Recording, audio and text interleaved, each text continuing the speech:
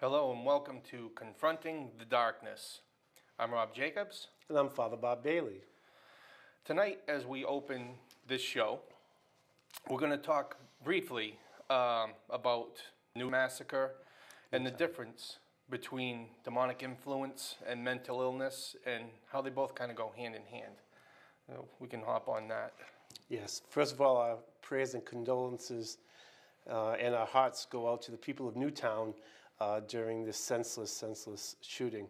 But it does prompt us to kind of reflect upon, I think, the role of mental illness and the role of the demonic.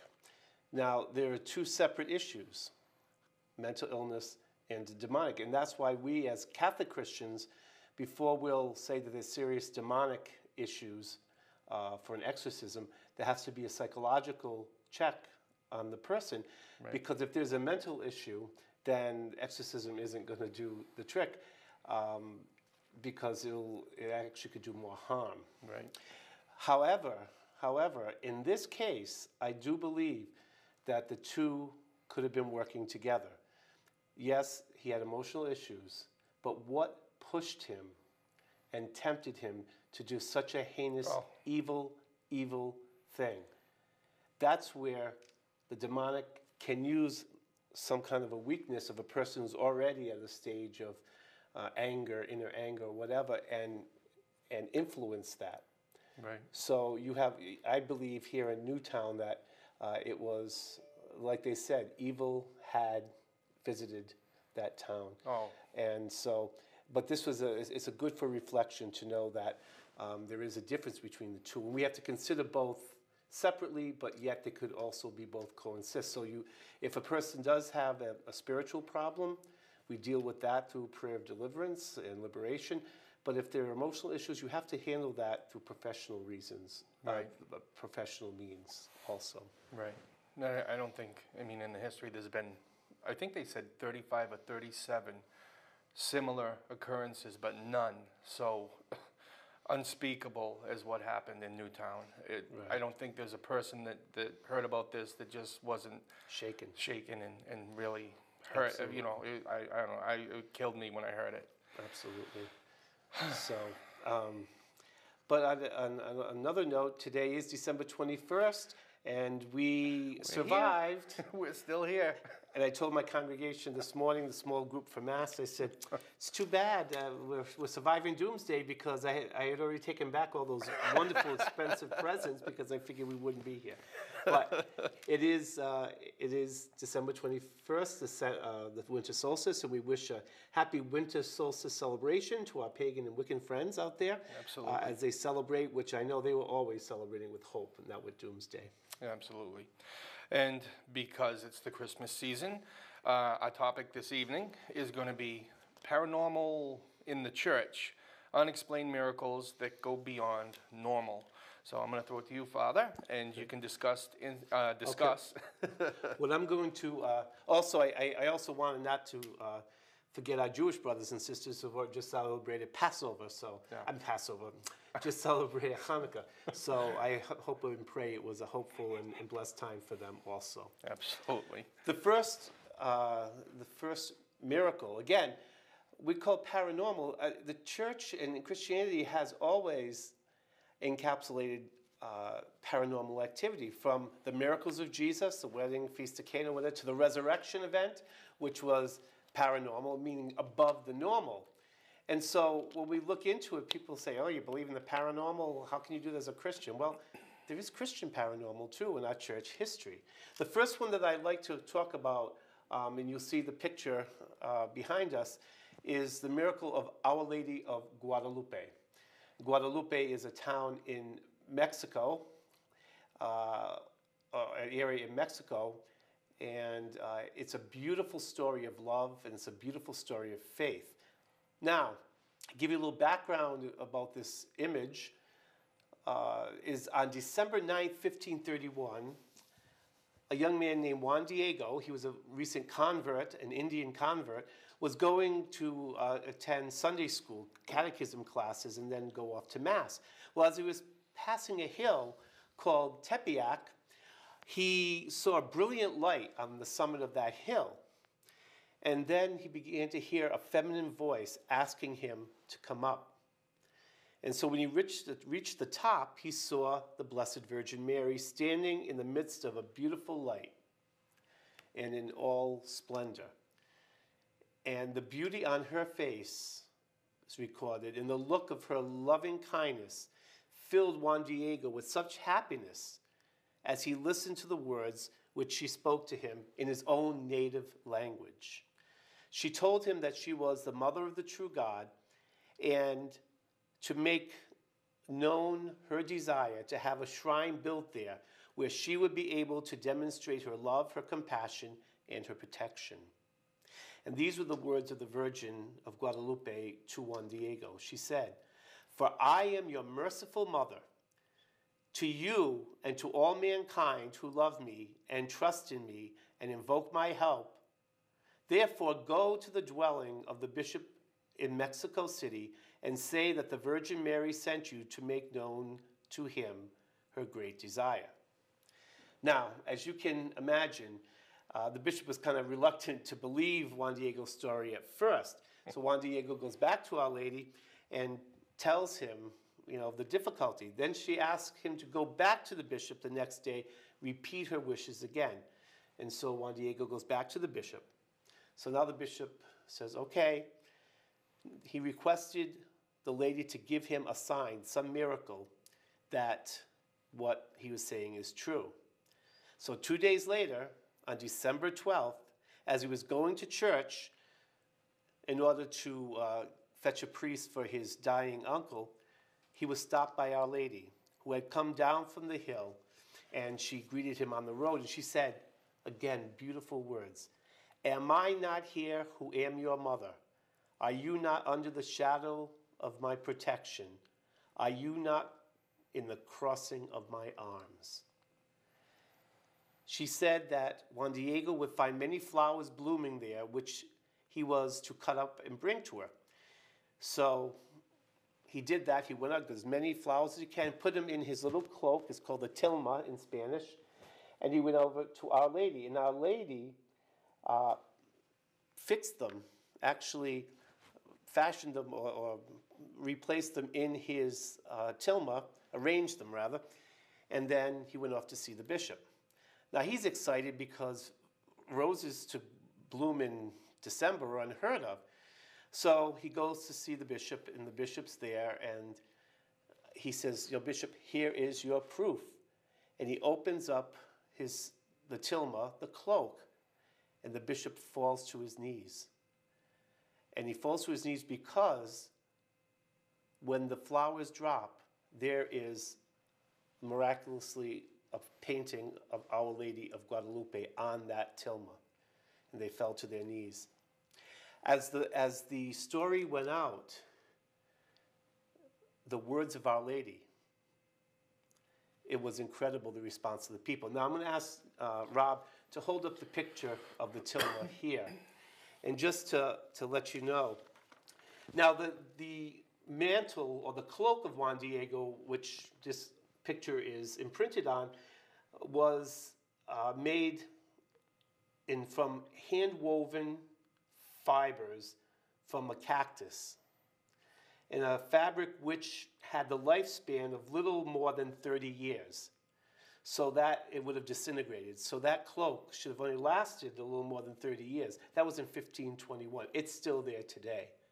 It's still preserved. Now, no. Okay. Now, the sacred image itself is a teaching for a people without words. Now, if you see Our Lady, you see the sun behind her. So it spoke to them that Our Lady was greater than the sun and also the moon under her feet. So she was somebody very special.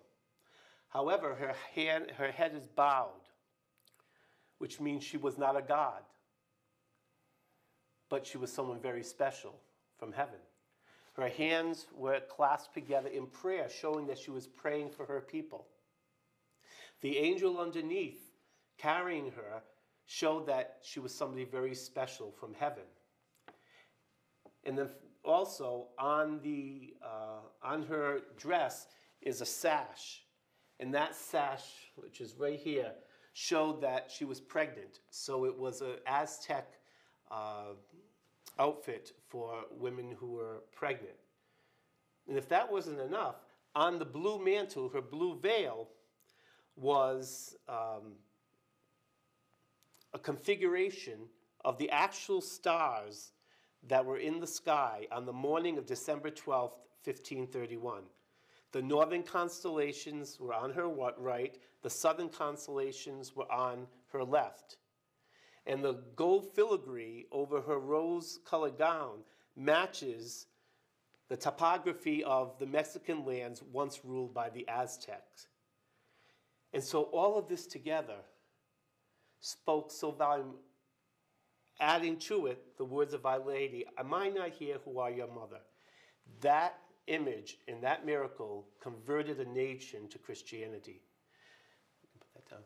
And also stopped child sacrifices, because in the Aztec culture, they would sacrifice babies to their gods, their pagan gods.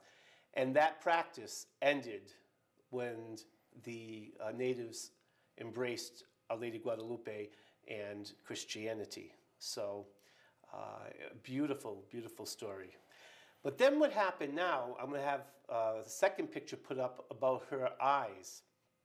In 1929, the official photographer of the Basilica Guadalupe in Mexico found what seemed to be a clear image of a bearded man reflected in the right eye of the Virgin. Initially, he couldn't believe what he was seeing. How could this be a bearded man inside the eyes of the Virgin Mary? Because this was not a photograph. Remember, this was 1531. After many inspections of many of his black and white photographs, he had no doubts, and he therefore submitted his findings. He was told at that time to be silent about the discovery. But more than 20 years later, on May 29th of 1951, when someone else had examined a good photograph of the face, that person rediscovers the image of what clearly appears to be the bearded man in the right eye of the Virgin, but locates it on the left eye also. And so since then, many people have had the opportunity to inspect closely the eyes of the Virgin on that tilma, including more than 20 physicians and ophthalmologists. Wow. Now, amazing, amazing, because when you figure, people say it was a fraud and all that, but like the Shroud of Turin, don't forget when these were made. This is 1531. They didn't have the technology. How could that have been made on cactus fiber? How could you see in the eyes? So it was amazing, amazing. And so today, Our Lady Guadalupe is one of the most popular images of the Virgin, especially in our country with so much of the Latino influence. And on December 12th, I would love to be in Mexico City. It's a big fiesta there in honor of the Virgin, who came to tell the Mexican people, "I am your mother. I am here for you." So that's a great paranormal event in the Christian history. Another one, when I was in Italy, I took a parish group not long ago, a couple of years ago. We ended up in a church called Lanciano, Italy. And in the church of Lanciano, Italy is the first and the greatest Eucharistic miracle in the Catholic Church. For us who are Catholic Christians, we believe that the bread and wine during the Mass, as it is consecrated, becomes the true body and blood of Jesus Christ.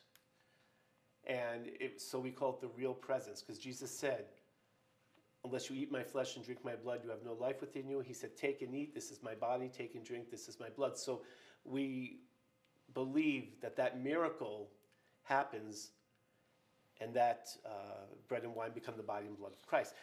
Now, there was a priest who was doubting that. He was going through inner turmoil, and he began to doubt the real presence. And so, as he stopped in this particular church, he offered Mass. And after he had said the words of consecration, "This is my body and this is my blood," he saw the hosts changed into live flesh, and the wine was changed into live blood. Now, I think we have a picture of that, of the receptacle. This is what I saw over there. If you notice, in the round above the sunburst is the remains of the flesh, and then on the bottom in that glass goblet is the remainder of the blood, which coagulated. And so it's preserved to this very day. We have also one more picture close up of the host. Again, that is the flesh, still preserved to this day after the 8th century. This happened in the 8th century. No, hadn't that been tested also? Oh, yeah. It was verified to It's- be flesh and Yes. human blood? Now, in 1970, 1971, and then 1981, there was a series of scientific investigations done by some of the best scientists. And after their findings, this is what they finally concluded by the scientific inquiry, examination, that the flesh is real flesh and the blood is real blood. The flesh and the blood belong to human species. The flesh consists of the muscular tissue of the heart, which is beautiful. Wow. When you think of the Sacred Heart of Jesus, the Eucharistic Heart of Jesus. In the flesh, we see present in the section they found, now this is kind of technical, but the microcardium, the endocardium, and the vagus nerve, and also the left ventricle of the heart for the large thickness of the myocardium. So, in other words, what they were finding is actual evidences of the human heart, the flesh. So the flesh is a heart complete with its essential structure. The flesh and the blood have the same blood type. It's AB, identical to that which was found on the Holy Shroud of Turin. In the blood, there were found proteins of the same normal proportions, percentage-wise, that are found in the makeup of fresh, normal blood. This is going back to the 8th century, and it has the same, it's the same now. The blood, there were also found minerals, chlorides, phosphorus, magnesium, potassium, sodium, and calcium. And if you were to try and work on the blood or try to liquefy it, it would have all the same fresh nutrients. It was amazing. Wow. The preservation of the flesh and the blood, which were in the natural state for 12 centuries and exposed into the atmosphere, because there are holes in it, so it wasn't to hold everything in. They let the natural airs and everything, biological agents in. But the fact that it's still preserved for over 8 centuries itself is a miracle. And for us, especially me as a priest, the heart of my ministry is celebration of Mass. And so in this day and age where even many Catholics, have questioned or abandoned belief that bread and wine is the body and blood of Christ, this is astounding. I can't tell you the feeling you get when, I was right there, and to be able to kneel in front of this and see that it's still preserved. So again, a great Christian paranormal. One other that I have, if you've ever been to New York, and if you have Italian roots, even if you don't, the famous Feast of San Gennaro feast in New York. That's named for a saint that we call in English Saint Januarius. Now, what many people don't know is that surrounded in this feast is a miracle itself. Now, we don't know much about San Gennaro, except that he was a bishop in a place called Benevento in Italy, and he died a martyr for the Christian faith in the year 305 during the Emperor Diocletian's persecution of Christians. And so what happened was, when he was arrested as a Christian and a leader of the Christian church there, the proconsul had San Gennaro arrested and thrown in jail. And then he was tortured various times. but he never wavered in his resolution to remain loyal to the Lord. And so in the end, he was beheaded. Now the bishop's body, his severed head, and his still dripping blood was gathered up by an old man who wrapped them reverently in a cloth. And a good woman who lived in Naples dried up the blood with a sponge and filled a phial with the precious red liquid. The body of San Gennaro is preserved today in Naples, where he is honored as the city's patron saint. And so each year on the 1st of May, the blood of San Gennaro, which there will be a picture up, you'll be able to see, again, the reliquary with the blood there, is carried in procession to the Church of St. Clare. And then what was coagulated in front of everybody, the blood begins to liquefy. You can see it right there that it has turned to liquid. This is amazing. Back in the 300s. The martyr's blood, as I said, is normally solidified of a dark color, and then during this miracle time on the feast, it becomes a reddish hue, sometimes even frothing or bubbling up and increasing in volume. Again, it occurs the first Sunday of May, but also on the feast of another feast, which when they transferred his body to another church on September 19th, on the anniversary of his martyrdom. So again, and the people of Naples say it's a sign of blessings. And there have been times when it has not liquefied. Most of the time it liquefies, but when it hasn't, it seemed to be a prophecy or a foretelling of some great tragedy to happen that would involve Naples in that area. The following, and the next one I want to talk about is the Stigmata of Padre Pio. We have Padre Pio is one of the great and famous modern saints that we have. He was given a very special gift from God, and that is to bear the wounds of Christ on his body, so that we might never forget his suffering and in death that he did in loving us and redeeming us. So Padre Pio, he bore the wounds of Jesus on his hands and feet and his side for 50 years. Several days before he died in 1968, all evidence of his wounds disappeared. Interesting. Wow. But it began on October 22nd, 1918. Padre Pio wrote to his spiritual advisor describing how he received this stigmata. And this is what he said. On the morning of the 20th of last month in the choir, which is where they pray, after I had celebrated Mass, I yielded to a drowsiness similar to a sweet sleep. All the internal and external senses and even the very faculties of my soul were immersed in indescribable stillness. Absolute silence surrounded and invaded me. I was suddenly filled with great peace and abandonment which effaced everything else and caused a lull in the turmoil. All this happened in a flash. And while this was taking place, I saw before me a mysterious person similar to the one I had seen in the early evening. The only difference was that his hands and feet were dripping blood. At the sight, it terrified me, and what I felt at that moment was indescribable. I thought I should die, and really should have died if the Lord had not intervened and strengthened my heart, which was about to burst out on my chest. This vision disappeared, and I became aware that my hands, feet, and side were dripping blood.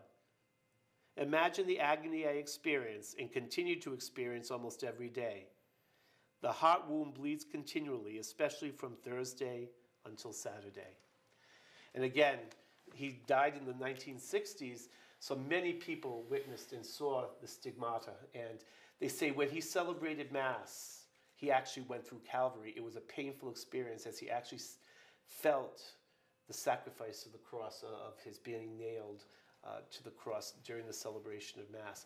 Again, to underline to us as Catholic Christians that the Mass truly is Calvary represented to us, and that the love of that God had in sending Jesus to redeem us. So again, there's others too, and I think that we'll have another time to talk more I'd love to talk more about Padre Pio. I mean, looking online, there were so many miracles attributed to him. Some really amazing things. And, if actually we have the chance, I think, to do a show just on him would be really, really enjoyable. I mean, there are other things I think we can get into, again, because we are a Christian-based group and dealing with the paranormal, that we can also talk about Fatima, which I was prepared to talk about, but it's going to take a lot more, and also about the Shroud of Turin.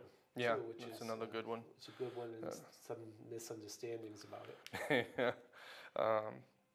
And one of the miracles that I had seen was a woman who had gotten a bag from Padre Pio that I believe had chestnuts in it, and I don't know if he had gotten cut and his blood was on the bag, and she went to stoke a fire, and when she did, I guess the flames hit her in the face. She was in horrible pain, and of course, from the flames, she was scarred. Well, she grabbed the bag and rubbed it on her face, and she states that instantly the pain was gone, and when she took the bag from her face, they had the burn wounds were healed. Right. Just found that amazing. Yeah, Padre Pio, again, he also had the gift to bilocate, and that has been documented, being in 2 places at one time, including a fighter pilot seeing him in the clouds. Right. So amazing. I have his relic, in the fact that the healing mass that we had, healing deliberation, people are able to venerate the relic of Padre Pio after I go over and pray over him. But he's great, one of the more beloved saints of human history, recent. I think to do a show on him would be really, really interesting and enjoyable. But unfortunately, we're a 2-minute mark here, so I do want to tell everyone, if you're looking for information or if you need some assistance with something, you can reach us via email at pwsm4@yahoo.com. You can get information on the PWSM ministry online at pwsm-ri.org. And we didn't do any emails today. We had, the topics at hand that we really wanted to try and get through. Well, Father Bob mainly. I just kind of sat and listened this time. So we want to wish all the viewers a very Merry Christmas. Yes, and a bright and happy and hopeful New Year, too.